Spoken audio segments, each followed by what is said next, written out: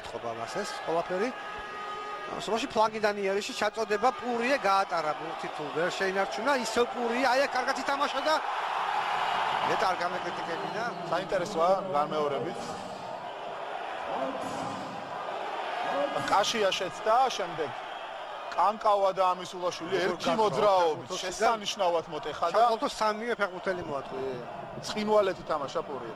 აგჯერ არაფერი მოასწავებდა ამას მარტივად მოსაგერიებელი ბურთი კი ჯერ ცუდად მოიგერია ამისულ კაშიამ ამისულაშვილმა გაატარა მოიგერია კაშიამ ცუდად